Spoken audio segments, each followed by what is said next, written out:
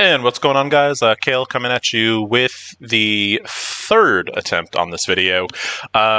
Essentially, been playing around with some new kind of recording things, and it has been an absolute train wreck. So the first one kind of cut off the audio midway through.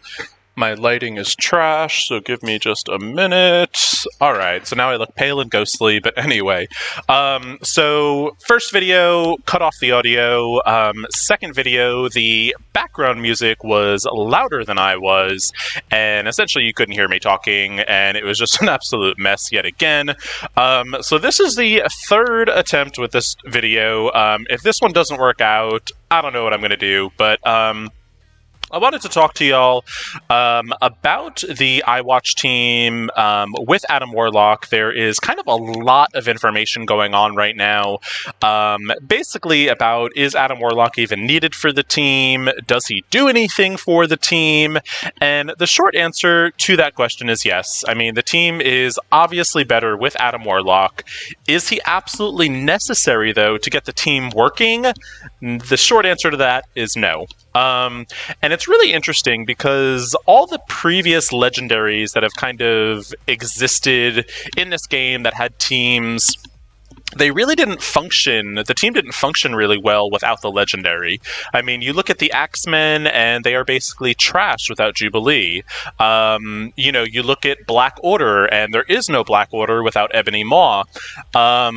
You know, and so this is just a really interesting concept where the four iWatch ladies actually function really well just as a four-man team. Very similar to how, you know, X Factor is basically just the Dad Bros. You know, the other two certainly add something to that team, but really you throw those two on any team and boom, you've got some power. So the iWatch, you know, if you were not able to unlock Adam Warlock this time around, I wouldn't worry about it too much. You can really sub him in pretty easily, depending on the game mode we're talking. Kestrel, Silver Surfer, Emma are all kind of good sub-ins for Adam Warlock. It doesn't sub in as well in RTA, and I'll talk about that a little bit, but the main thing with RTA is basically, in theory, you are going up against another human player, and a human player, in theory, depending on the human player, but in theory, a human player is always going to play the game a lot better than the AI. So a lot of people are talking about, you know, oh, using Kestrel, she's so much better than Adam Warlock, and while that's semi-true in Arena, it's not necessarily true in RTA, because in RTA, Gamora can just delete Kestrel, and then boom, you're down to basically just having four characters, and, you know, chances are a 5-man Infinity Watch is going to beat a 4-man Infinity Watch, or 4-woman Infinity Watch. But, so anyway, first let's talk about some T4s, just to kind of get this team really going, and if you have all 5 of them, the passives on all 5 is really going to kind of get this team going, and then I would say other essential T4s are basically going to be with Gamora, and I definitely think her basic is a necessary T4, not so much for her, like, normal version, but for her empowered version. It's going to give her an extra 40% damage, which isn't a whole lot in kind of just like standard theory, but a T4 that has bleeds is also going to increase the damage on the bleeds. And just that 40% extra damage turns her into a truck, and she really just, like, deletes characters. Another one that I would say is probably very necessary is going to be her special, and just because it's going to apply that heal block for 2 turns, and it also increases her damage by 80%. But I would say, honestly, those are really the only necessary T4s to at least get the team going. There are obviously other good T4s that will make the team stronger, but I would say basically the passives for everyone, and then just that basic and the special for Gamora can really get the team going. So while we are talking about the team, let's go in here and we will look at the arena. And in theory, for my arena, I had, like 3 attacks that I was going to go through and, really kind of showcase things. But then the audio was trash, so we lost those 3 arena fights. But I'm going to go in here real quick and show you why I do not like Kestrel as the 5th when you are going up against essentially a human player. So I obviously am the human player going up against this team. And really, kind of what you can do is, if you delete Kestrel, this team, loses the oomph of Kestrel. And the logic, I guess, of using Kestrel as the human player is basically you want to delete Nebula, use her ultimate so that Nebula can't respawn, and it really negates the triple tap mechanic that this team is becoming infamous for. So we are starting this match here. I am going to start going in against Kestrel. When you're going up against this 5-man team, Kestrel is the primary target. If you can get rid of Kestrel, the team pretty much becomes pretty easy. So we will go in with the basic, we will tap Kestrel out, Kestrel's gone, and that is exactly why I do not like Kestrel as the 5th character when you're going up against a human player. So like using it in RTA, that's why I don't like it, because look how easily Kestrel was deleted. Let's go in, we will try to ability block Moondragon, which it did not work. My Adam Warlock is getting resisted a lot, which I'm not super crazy about, but that's okay. Let's go in here. Basically, if we take out one more Infinity Watch member, it basically almost negates the triple tapping of Nebula's kind of assist mechanic with that Skirmisher Striker combo. And so if we can get rid of Moondragon real fast, it basically will stop them from triple tapping, and then the rest of this fight is pretty easy. So we'll go in here with the ultimate. Boom, we got some speed up. Now, if you have death proofs on the field, that's when you want to use the special. If you don't have death proofs, stick with the basic. The basic is just basically going to delete characters. You saw there, basically deleted Gamora over here. Their Gamora is kind of starting to get her ball rolling, so we definitely want to get rid of her. Gamora definitely hits like a freight train, and we definitely don't want her on the field any longer than we need. So we've got her stunned with Adam Warlock. She's basically dead over here. Let's go in with a quadruple tap, or Phyla-Vel's dead, so it won't be a quadruple tap, but if Phyla was alive, that would have been a triple. Let's go in. Now it really doesn't matter. This is pretty much an easy fight. You saw there, we basically just one-shotted Phyla-Vel, and we are now on a 3v1, and this is a basic done fight. So that's just a real plain and simple reason why I don't like Kestrel when you're going up against as the human player. I don't think Kestrel is, she's easy to counter, as you just saw. Now, the benefit to using Kestrel as the human player is basically you are able to, in theory, delete Nebula. So let's go in. I am going to use cores and basically just show the Kestrel version of this team.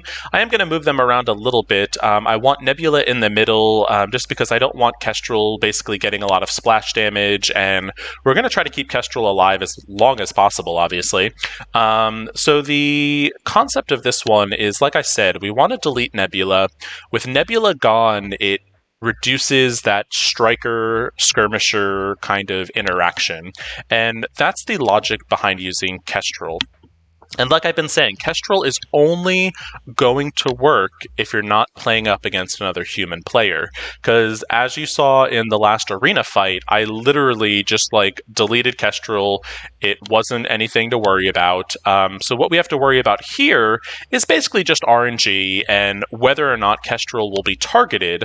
The one good thing is that Kestrel will actually not Kestrel, Gamora over here will actually use her special, is the way the AI plays her.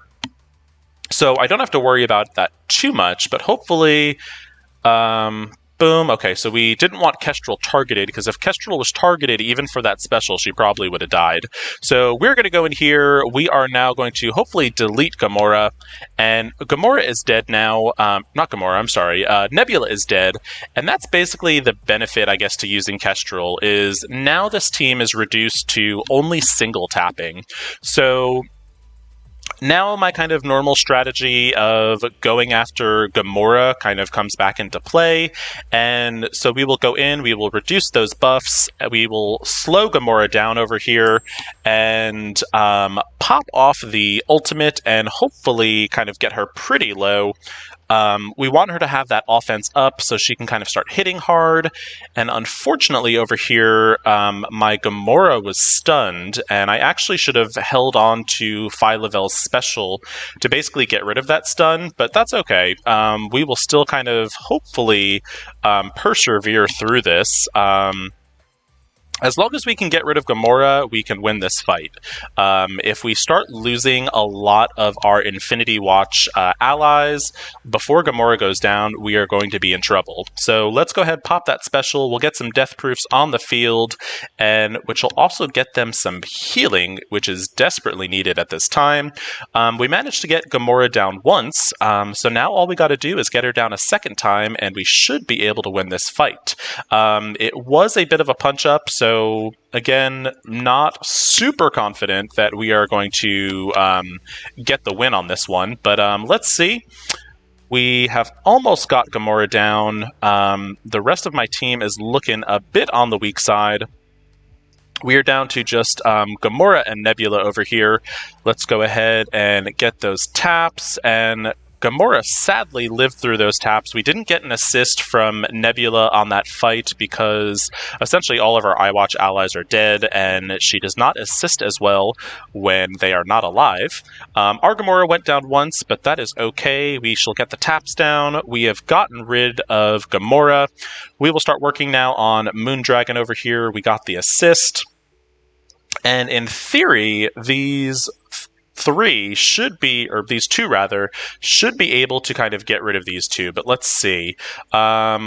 We have lost Nebula, so this is proving to be a bit of a tight fight.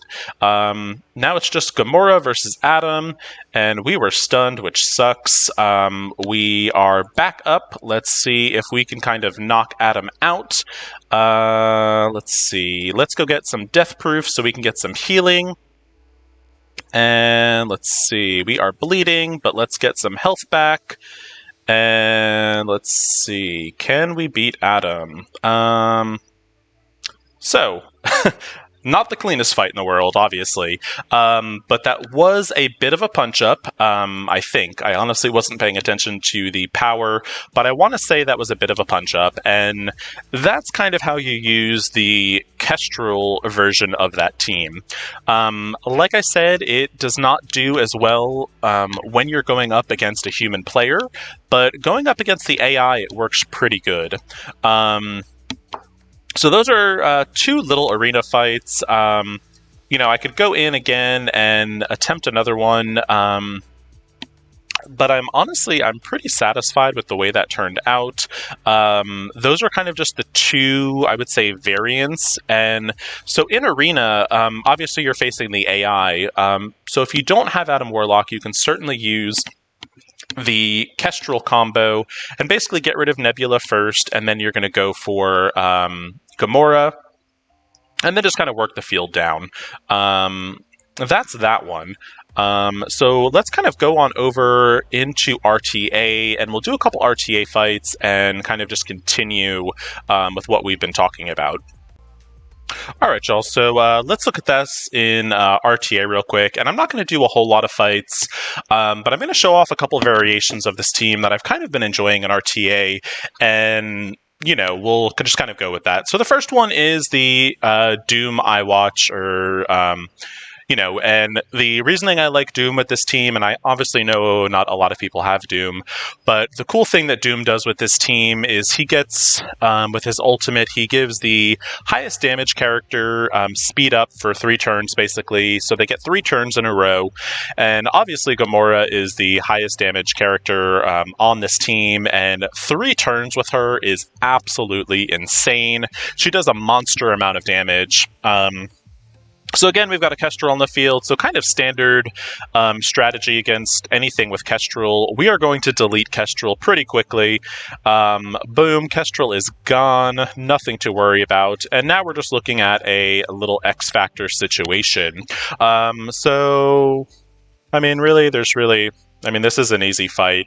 We'll go after Shatterstar just because I feel like it. We will pop the special, lower their speed bar, as well as speed down Shatterstar.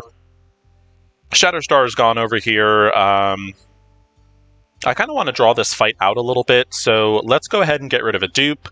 And the reasoning behind deleting the dupe is that I wanted to basically get Doom a chance to go. So we do have some death proofs on the field, so let's go ahead and pop the special. That will give death proof for all the iWatch members. Let's go after the dupe. And I'm trying to make this last, but I don't think that that's going to happen. So that is the match. That didn't get to show the Doom mechanic that I wanted to show.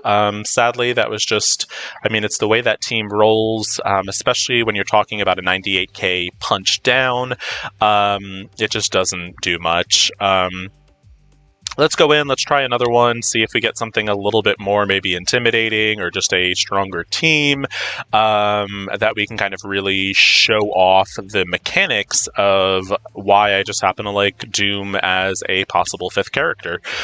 So here we're going up against a standard iWatch with Kestrel. Again, my previous statement still applies. We will delete Kestrel first. And even with Kestrel alive and her stopping the summons from Doom, I'm actually really not that worried about it, because really, I'm not trying to get Doom to do his special, which is basically all the Doom bots explode. But basically, I just want Doom to do his ultimate, so Gamora just becomes this crazy time bomb where she, again, goes 3 turns in a row, which is just crazy. So I'll be curious to see how my opponent plays this. I'm going to go after Kestrel first, just as kind of the standard practice. I don't want her deleting my Nebula. If she deletes my Nebula, I lose my triple tap ability, and we don't want that. So Kestrel's deleted, she's gone, nothing to worry about there. Now let's see what they do.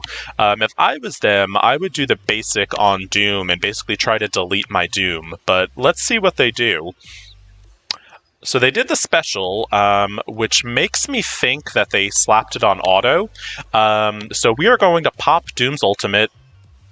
And normally when I would do this, I would then have Doom call the Doom bots to explode on the 3rd turn. So this is the 2nd turn. And normally I would have him go boom, but I just want to show how devastating Gamora going 3 turns in a row is to an enemy.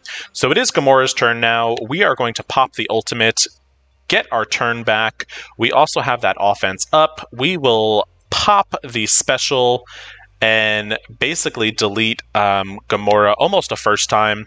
Let's go in, we will erase Phi-Level, and it is Gamora's turn again, and their Gamora rezzed, which is fine. But look at that. Basically, Gamora cleared the field on her 3 turns. So it's just absolutely devastating, and I didn't even need Doom to go boom. So Doom really, in this case, is just a speed battery.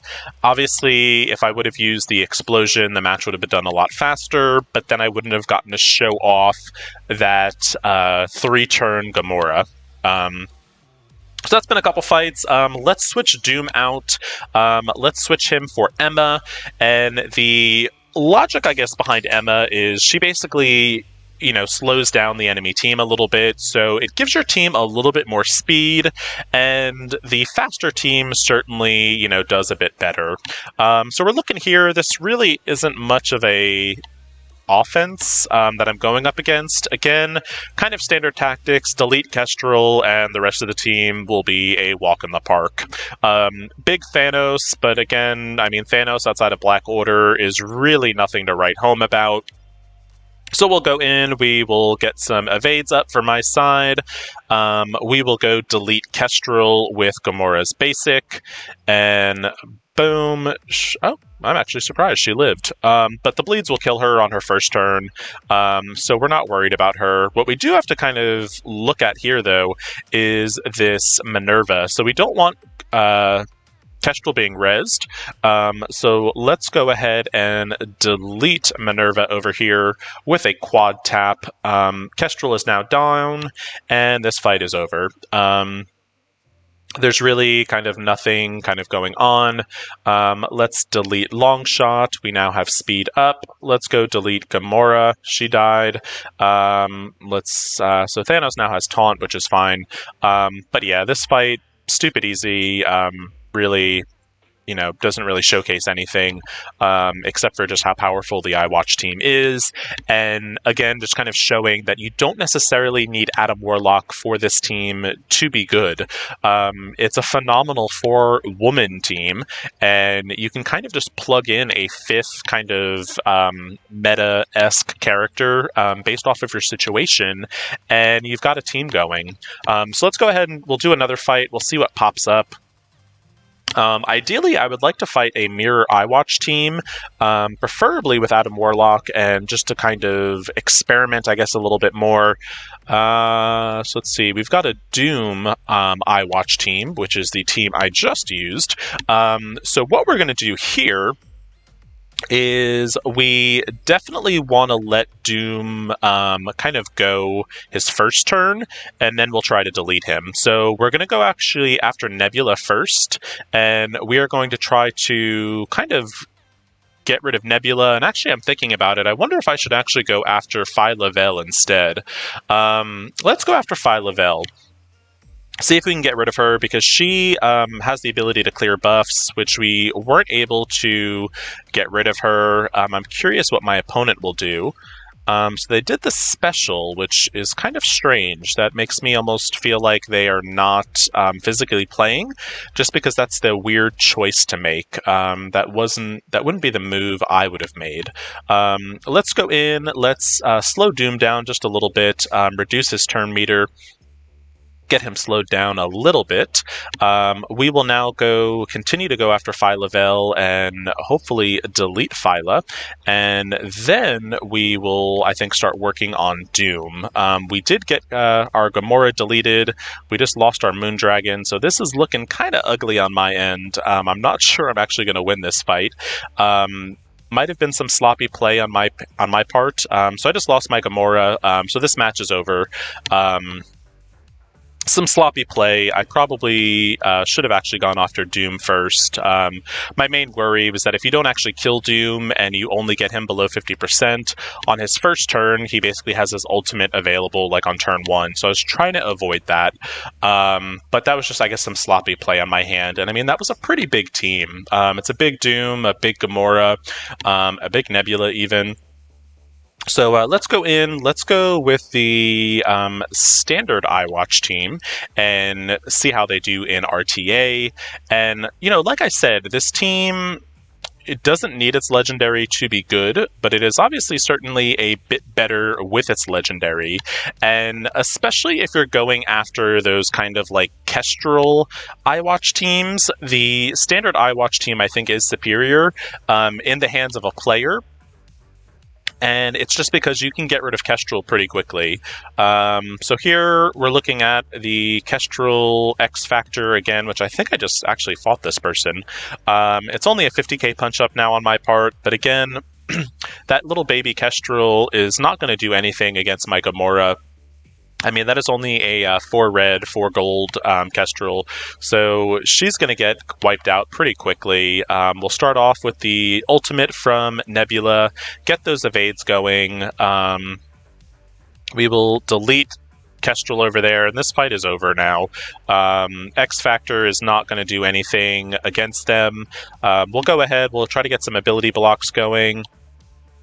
and Shatterstar is basically going to be dead on the next turn. My Adam Warlock has decided to become invisible, which that little bug is really starting to annoy me a little bit, because when I've tested it before and the enemy Adam Warlock went invisible, I wasn't able to target it, and it was really just kind of funky, and it really messed with the playstyle that I was going for. But we've got some death proofs on the field, so we'll pop Gamora's special, get those death proofs on our side, which then gives the teal healing, which then also gives them safeguard from Adam Warlock.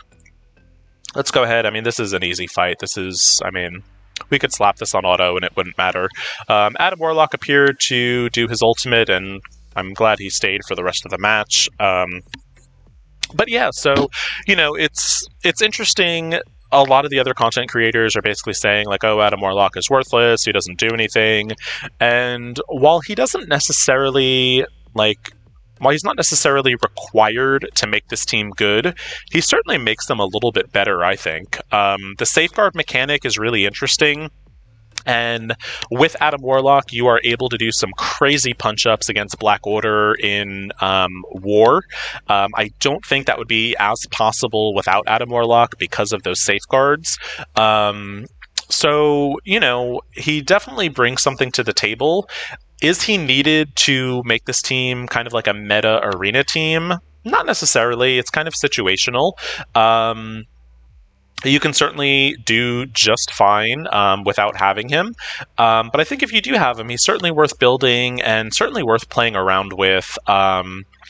You know, so I guess it just kind of depends on, you know, what you're going up against. And I think the pure iWatch team does a lot better in RTA, just because, as I've kind of demonstrated, Kestrel is really easy to delete in RTA. In Arena, it's kind of situational. You know, if you're going up against a standard iWatch team, I think the Kestrel variant actually counters the standard iWatch team and in the arena a lot better. And then on the flip side, if you're going up against a Kestrel iWatch Infinity Watch, that's, you know, basically they're your opponent, I think the actual standard team does better than the Kestrel variant. So it really just kind of, I guess, depends on what your opponent is. You know, so kind of, I guess, take that with a grain of salt. It's a great team. It is not necessarily a team that requires a legendary, which is definitely a first for a legendary team. Adam Warlock definitely makes the team better. Is he a legendary I think you should skip? Absolutely not. It's still a great team with him, and it's almost like they're kind of hinting at the... I mean, who knows? This team might be used for something in the future, you know, whether it be maybe like a world boss or something, because this team just has a weird amount of sustain that doesn't really fit any current in-game content.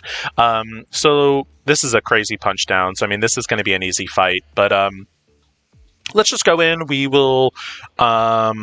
when I'm kind of going iWatch against iWatch, I actually like to get rid of Gamora first. I think Gamora is the big threat. This is a punch down, so this should be a pretty easy win on my end, I think, unless I play like really sloppy. So mirror to mirror, I think Gamora is the one kind of worth getting rid of first. I think she's the deadliest character, you know, on the field, I guess pun intended, since she's the deadliest woman in the galaxy. But yeah, so definitely go after Gamora first when you're going pure mirror. Let's go ahead and Phyla-Vell is just going to basically remove the debuffs anyway, so I'm just going to get some bleeds on the field. I still do need to T4 Adam Warlock's basic. I definitely think it's actually worth. It's a good T4. It basically increases the bleeds from just 1 to 2, and when you're doing those triple taps, it would actually increase the bleeds up to 4. So it's a pretty good basic as far as T4s go, but not required to make the team work, but it'll definitely give the team a little bit more power. So we've gotten Gamora down once. Now we just need to get rid of her a second time. And the interesting thing too that I think a lot of the content creators have kind of like talked about, or I guess kind of complained about with this team, is that it takes a really long time to defeat this team when you're going up against them in arena. Like people are saying like, oh, I'm almost timing out, and it's taking a long time. And looking here in RTA, I mean, yeah, we're almost 2 minutes into the fight, but this is going up against a human player that is potentially taking longer to do attacks. And I've almost finished this match in about 2 minutes, so I haven't run into a situation where my iWatch has timed out, or I've even come close to timing out. So I don't think that's kind of like a valid complaint. I mean, it's just part of the way the team was designed. The team was designed to have a lot of sustain, and to me, if you're running into issues where you're almost timing out, it's kind of a combination of two things. One, you might actually not be targeting the right characters first, and secondly, it actually just proves that the team is kind of working as intended. They're meant to have a lot of sustain. They're meant to be able to kind of like bounce back almost from the dead. So yeah, these are my impressions of iWatch and Adam Warlock. Is Adam Warlock needed to make the team meta? Absolutely not. You can certainly make this team just as good with a Kestrel, with a Silver Surfer, with an Emma, with a Doom. Is the team a little bit better with Adam Warlock? In my opinion, absolutely. It just adds another component to this team. It gives them another level of survivability. It stops them from getting debuffed. So yeah, he certainly is a really cool legendary. It's definitely, like I said, a first where I don't think the legendary is required. But yeah, those are my thoughts on the iWatch team with Adam Warlock. If you have any additional questions, please feel free to reach out. If you enjoyed this video, please like and subscribe for additional content. As always, thank you so much for watching. I hope you are having a good week, and I'm curious to just hear your thoughts on Adam Warlock and the iWatch team, so leave them down below in the comments. Have a good one, and take it easy.